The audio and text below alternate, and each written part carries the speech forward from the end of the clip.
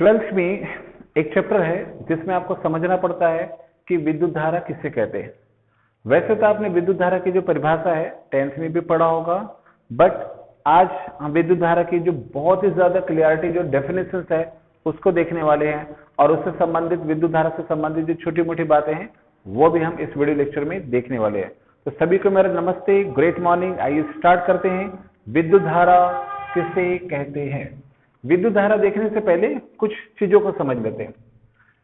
कल्पना कीजिए कि आपके पास दो बर्तन हैं। इन दो बर्तनों में एक बर्तन में पानी का तल जो है वो थोड़ा ज्यादा है और दूसरे में जो है पानी का तल क्या है, कम है। अब हम क्या कर रहे हैं, इन दोनों बर्तनों को किसी नली के माध्यम से जोड़ दे रहे हैं। तो आप अच्छी तरह समझ सकते हैं कि जो पानी का जो प्रवाह रहेगा वह अधिक तल वाले बर्तन से कम तल वाले बर्तन की ओर होने लगेगा, और यह प्रवाह तब तक जारी रहेगा जब तक कि दोनों में जो जल का तल है वो बराबर ना हो जाए। ये प्रोसेस होगा, ये सभी जानते हैं। अब यहाँ पर देखने वाली बात यह है कि आपने बताया कि एक में जल का तल ज्यादा था, दूसरे में कम था, दोनों को आपने एक नली के माध्यम से जोड़ा, तो पानी का जो प्रवाह है वह अधिक तल वाले बर्तन से कम तल वाले बर्तन की ओर होने लगा, और यह प्रवाह तब तक होने लगा जब तक कि दोनों में जल का तल बराबर नहीं हो जाता है। ठीक है, ये बात अच्छी तरह से सबको मालूम है। अब कुछ बातों को हम समझते हैं इसके माध्यम से। जल का प्रवाह लगातार हो, इसके लिए जरूरी है कि दोनों में जल के तल का अंतर होना चाहिए। दोनों में जल के तल का अंतर होना चाहिए, एक में अधिक होना चाहिए और एक में कम होना चाहिए। ये है, जल में जब तल का अंतर रहेगा बर्तनों में तो जल का प्रवाह लगातार जारी रहेगा, और प्रवाह हमेशा किधर से किधर होता है, प्रवाह जो रहता है वो हमेशा अधिक पानी में जो अधिक तल है, अधिक तल वाले बर्तन से कम तल वाले बर्तन की ओर होता रहता है, और यह प्रवाह तब तक होता रहता है जब तक कि दोनों में पानी का जो तल है आपस में बराबर नहीं हो जाता है। तो यह है एक जल का प्रवाह का छोटा सा प्रैक्टिकल है, जिसको जनरल लाइफ में आप समझ सकते हैं कि कैसा होगा। प्रैक्टिकली आपका दिमाग जवाब देता है कि हाँ ऐसा ही होगा। अब हम दो बर्तन की जगह हम क्या करते हैं, दो चालक लेते हैं। एक को नाम दिया ए, दूसरे को नाम दिया बी। हमने बोला कि दोनों में जल भरा है, तो हम जल की जगह मान लेते हैं कि दोनों कैसे हैं, आवेशित है। दो चालक लिया और दोनों चालक कैसे हैं, आवेशित है। दो बर्तन लिया, दोनों में क्या भरा हुआ है, पानी भरा हुआ है।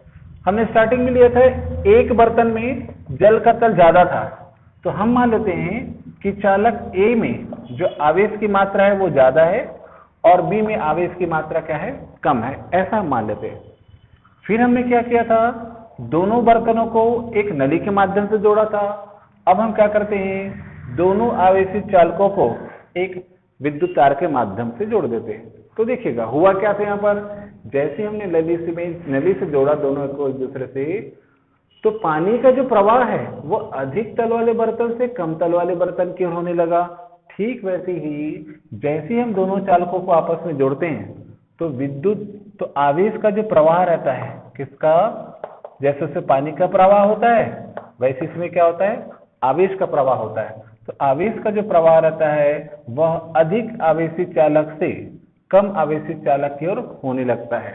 जैसे दोनों में जल का प्रवाह तब तक होते रहता है जब तक कि जो दोनों में जल का तल बराबर न हो जाए। उसी प्रकार से ए चालक से बी चालक की ओर आवेश का प्रवाह तब तक होते रहता है जब तक कि दोनों में आवेश का मान बराबर ना हो जाए।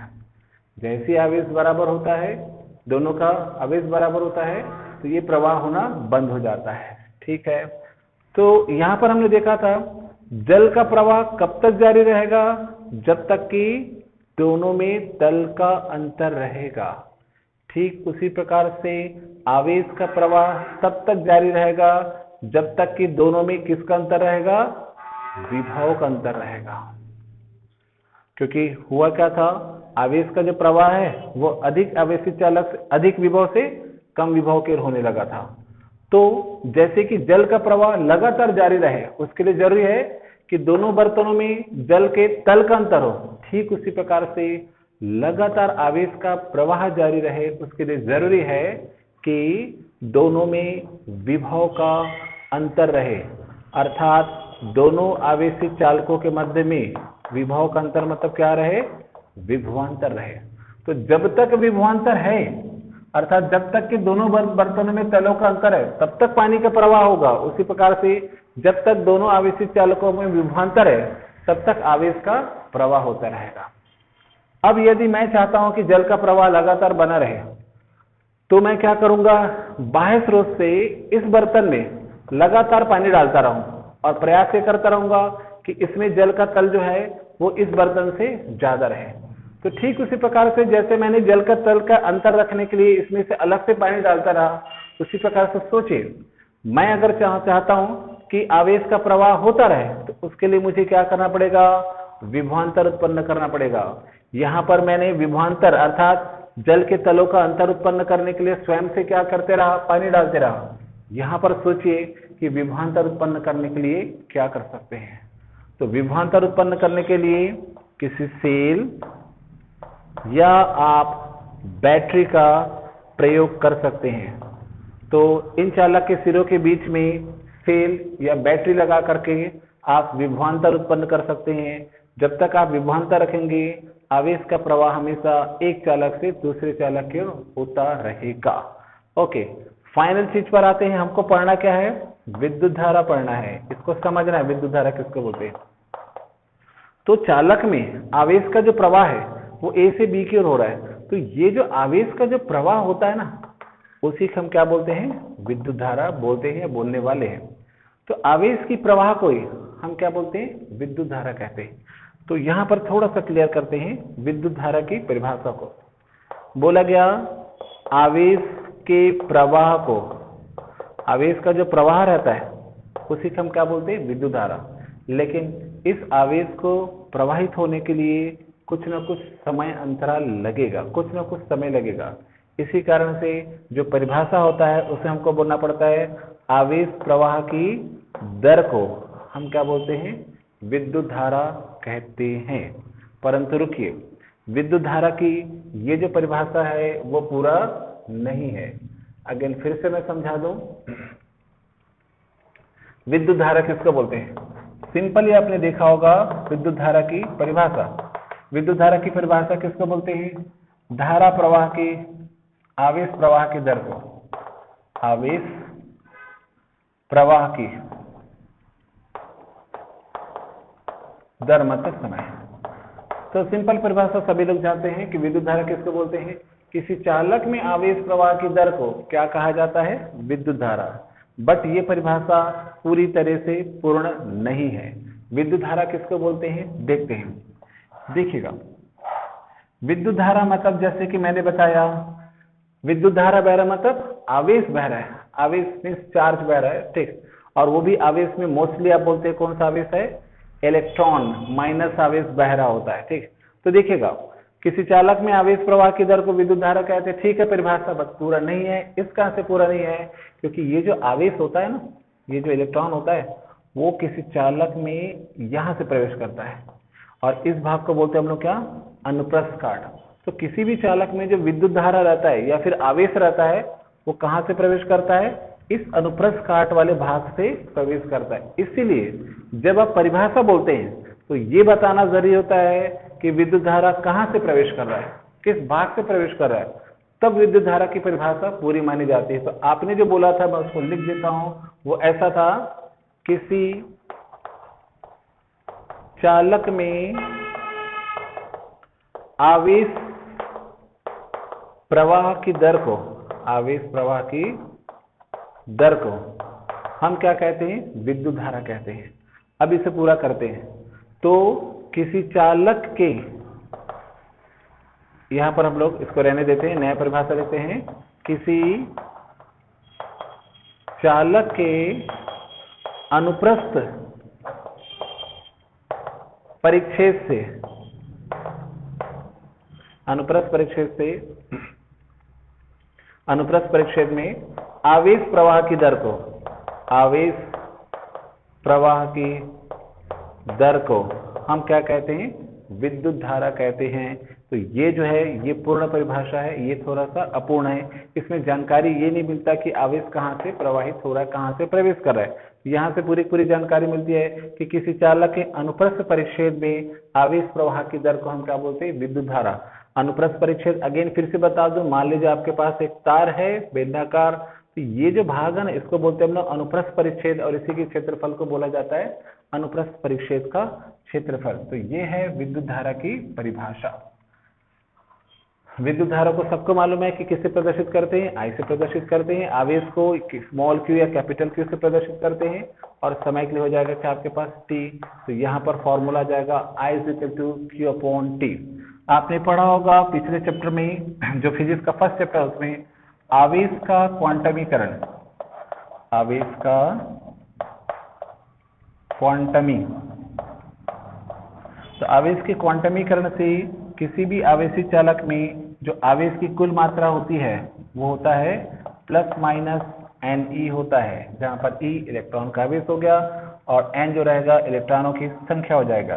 तो यहाँ पर हम वैल्यू पुटअप करेंगे तो आई इज इक्वल टू हो जाएगा, क्यू का वैल्यू हो जाएगा एन ई अपॉन टी। इस प्रकार से दोनों फॉर्मूला से आप विद्युत धारा का मान निकाल सकते हैं। विद्युत धारा का ऐसा ही मात्रक देते हैं। ऐसे पद्धति में विद्युत धारा का जो मात्रक होता है वो होता है एम्पियर, जिसे आप कैपिटल लेटर ए से प्रदर्शित कर सकते हैं। इसका जो छोटा मात्रक होता है वो मिली एम्पियर, और उससे भी छोटा मात्रक होता है माइक्रो एम्पियर। इसमें कुछ रिलेशंस होते हैं। 1 मिली एम्पियर बराबर होता है 10 की घात माइनस 3 एम्पियर, और उसी प्रकार से 1 माइक्रो एम्पियर बराबर होता है 10 की घात माइनस 6 एम्पियर। अगर आपको कभी कोई न्यूमेरिकल देता है और न्यूमेरिकल में मिली एम्पियर में वैल्यू या माइक्रो एम्पियर में वैल्यू दिया रहता है, तो उसे आपको एम्पियर में चेंज कर लेना चाहिए, और चेंज करने का तरीका ये है। इस प्रकार से विद्युत धारा का डेफिनेशन पूरा हुआ। विद्युत धारा से संबंधित कुछ और बातें हैं जिसे मैं बताता हूं, देखिएगा।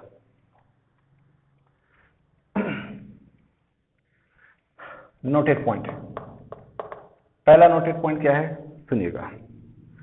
मान लीजिए आपके पास है एक विद्युत तार है ए बी, और ये बोला जा रहा है कि विद्युत धारा का जो प्रवाह है वो ए से बी की ओर हो रहा है। विद्युत धारा का जो प्रवाह है वो किधर से किधर हो रहा है? ए से बी की ओर। तो बोलते हैं इलेक्ट्रॉनों का जो प्रवाह रहेगा वो विपरीत दिशा में रहेगा।